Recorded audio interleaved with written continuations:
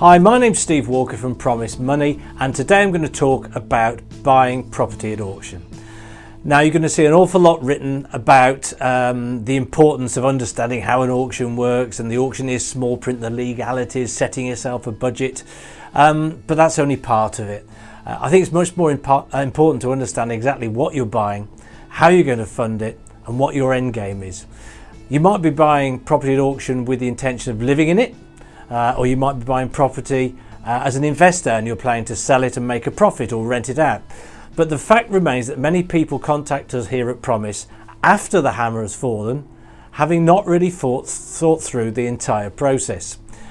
So this guide really should highlight some of the key points to consider when you're buying a property at auction, so you don't find yourself in an embarrassing or worse loss-making situation.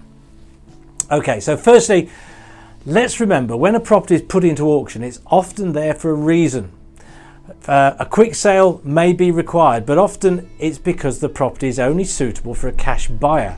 That's because it's not currently mortgageable. Therefore, golden rule for buying property at auction is to assume the property is not mortgageable unless you've satisfied yourself otherwise. That doesn't mean you can't borrow money to buy it, but it's more likely to involve finance such as bridging, which involves higher costs. And there's more on that a little bit later. So, if we're talking about the construction of the property and its mortgageability, there's some things to look out for. Firstly, the structural integrity of the property. So, look for cracks, look for settlement, look for subsidence. However, look out for anything that's a little bit unusual. If some work has been carried out on the property and it's stopped, maybe that's because they found something they didn't want to deal with, put it in the auction. Maybe they're papering over the cracks. If part of the garden has been cut back or screened off, is that because there's something there that you should know about, such as Japanese knotweed? If parts of the property are inaccessible, what are they trying to hide? So a survey is a good idea, but you're unlikely to have time to do that. An experienced builder or a property investor is going to know what to look for. So if you're new to this, watch out for those sort of risks in the structural integrity. Then we've got the instruction.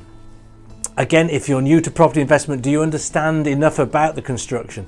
In some parts of the country, the constructions which have been used in the past and are now generally considered to be either unsuitable for a mortgage or may only be acceptable by a small number of lenders. This means you could end up paying more for your mortgage than you thought. That wrecks your budget, or you might not even be able to get a mortgage on it at all. So if the construction has a specific name, Google it or talk to a broker. But check out the construction, because not everything is straightforward bricks and mortar. And then check out the legal side of things before buying at auction. It's relatively cheap to get a land registry search done, and this will show charges registered against the property, which may give you insights into why it's being sold in the first place. But there may be other notices registered which might require further investigation, such as covenants, rights of way, etc. The other thing to watch out for is if the property is leasehold, check out the length of any remaining leases. Remember that all lenders will have a minimum term which they'll be required to be in place for them to consider the lease. So for many lenders it's 85 years unexpired lease at the start, or 45 to 50 years unexpired at the end of the mortgage term. There are lenders which will accept less, but that again could mean you paying higher rates because you've got less choice of lender to go to. So don't find this out after the fall of the hammer. Get that information first and talk to a specialist broker about, with these leases, with this construction, with these issues, what can I get by way of a mortgage? Ultimately, when you've done it up, if that's your intention. So let's talk about bridging finance. Often the condition of the property will be well below your requirements in order to either let the property or resell the property. Therefore, some form of refurbishment is normally involved. If the property is not mortgageable, then you're likely to be looking at bridging. Many people rely on bridging loans and refurbish properties because they can't get a mortgage in the current condition. And whilst there's some great bridging products available up to 85% loan to value of the purchase price, or 85% of the purchase price, make sure you understand how bridging finance works and how the fees and interest are normally deducted from the gross loan. So if you're getting an 85% bridging loan, you're not getting 85% in hand, because out of that 85%, will potentially come interest if you're rolling that up into the loan and the fees. It can leave you less in hand than you first thought. And often the attraction of bridging finance is the seemingly ease with which the loan can be taken out and then be repaid. And once the property has been refurbished and remortgaged or sold. So yes, but that comes at a price, because bridging, you've got valuation fees, lender fees, legal fees, and then you're going to refinance that after a short space of time onto a mortgage. That's why you need to have a specialist broker who can help you with this. They must be experts in bridging, mortgages, second charges, and be able to look at lots of options for you, because bridging might not always be the best option. So check out what's available with a decent broker. There's a couple of videos which you can access with, on our YouTube channel and on the website. One on super fast bridging. Those are for bridging loans if you need them in a week or so. You don't normally need that sort of speed at auction finance. There's another one on 85% loan to value refurbishment bridging, really useful, so you understand that product. And there's another one on bridge to let mortgages, and this is quite good for, I guess, first time landlords who are a bit nervous about getting the bridge and then exiting onto a mortgage. You can get one lender to do the whole lot, and they do cater really well for first time landlords, holiday lets, and lots of different things. But there are alternatives to bridging. So bridging isn't the be all and end all. It's a great product in certain circumstances, but for a professional property investor, I'd also explore other products, such as leveraging the equity out of maybe your main residence or other investment properties that you might own. Now, this can be done via remortgage, it can be done via a secured loan, all of which are going to be at lower rates normally than bridging finance. And if you've got equity in other property, the one product I would really have a look at is a flexible overdraft facility, because not only will this be cheaper and more flexible than bridging, but you can reuse it. So with bridging, you use bridging either for your deposit or for your refurb or for your purchase, and then you and then you do the work on the property and you remortgage out of the bridge. You've paid that interest and those fees to set that product up, and then it's gone. You're back into another product. Whereas the overdraft, it's a facility, it's secured on a property. It could be your main residence, it could be buy to lets, but it's a facility, and let's say it's a £100,000 facility. When you need it, you draw down the £100,000 and you pay interest on the £100,000, and then when you've remortgaged the property, then you pay that £100,000 back, and you're not paying interest on it. And then 6 months later you need it again, off you go, you draw it back down. So it's a bit like an overdraft. Great product, check it out. There's a video on that as well. It is a second charge product, either on buy to let or on your main residence. There's two different sorts of products, but the concept is the same. So check out that video on our website and on our YouTube channel as well. So simple rule here when it comes to financing: 1, have the conversation before you go to the auction, and 2, talk to a specialist broker who's got all of the options available to you. Not just a mortgage broker who might touch on bridging, but somebody who does a lot of bridging, a lot of second charges, a lot of mortgages, and maybe even commercial mortgages as well, because that could be coming into the into the equation for you, depending on what it is that you're looking to buy. So a whole of market approach is really important. Now, an important part of the whole auction purchase process is the fact that on the drop of the hammer, you're likely to have to pay a deposit, probably 10%. So you have to come prepared with that as you go to the auction. And then, in most cases, you'll be required to complete on the purchase and pay for the whole thing within around about 28 days. Sometimes it's less, not so often. Sometimes it's a little bit more, maybe up to 6 weeks. But if you work on around about a month, you've got to find the money to pay for that property. Now, bridging loans can be completed in 28 days, but unforeseen circumstances like legal complications can sometimes throw these timescales out of the window. So you need to talk to a broker early on before you go to the auction to make sure that there's a product available, and you need to do that legal research, which I talked about as well, because that could save you some real embarrassment later on. Things to bear in mind: the fastest lender isn't always the cheapest. The best known lender isn't always the fastest. So with bridging, in some cases, valuations can be avoided. In some cases, you can get dual representation, which means you've got two firm solicitors who work in harmony together, rather than your local solicitor arguing with another solicitor at the lender he doesn't know. That can work well for you. So just be aware, some lenders look great on paper but are slow in practice.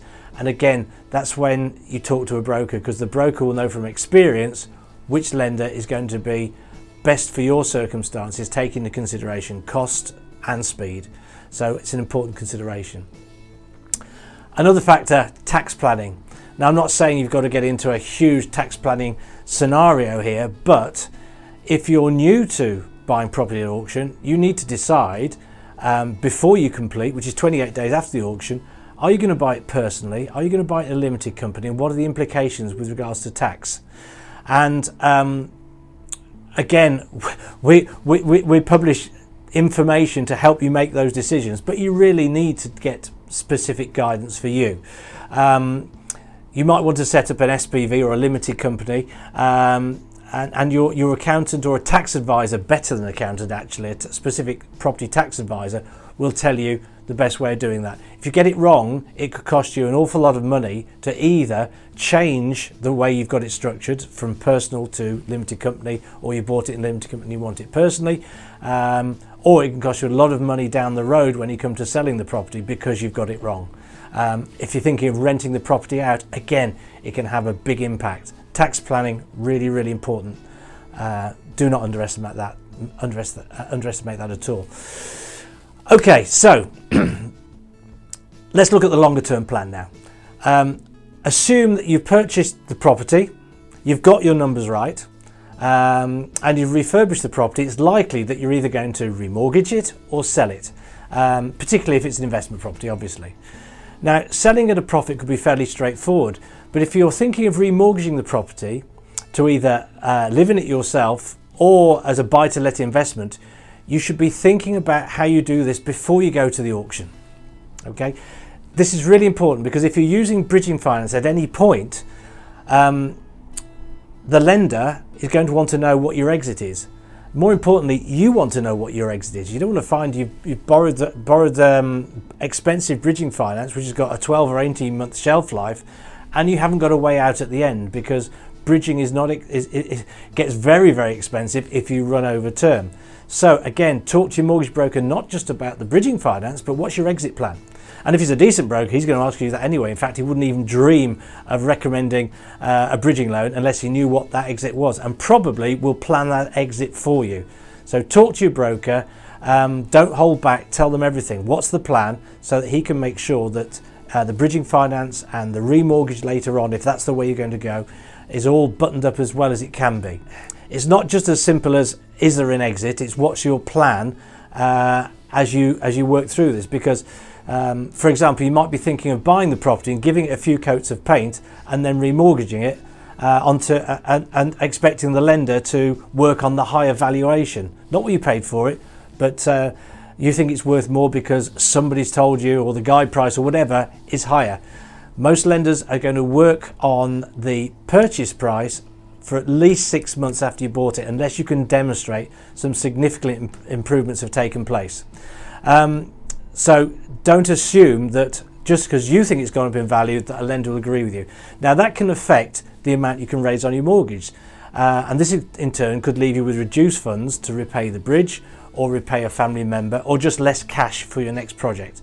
So it's a big consideration, again, to talk to your broker about what you're going to be doing to the property and what you think it's going to be worth.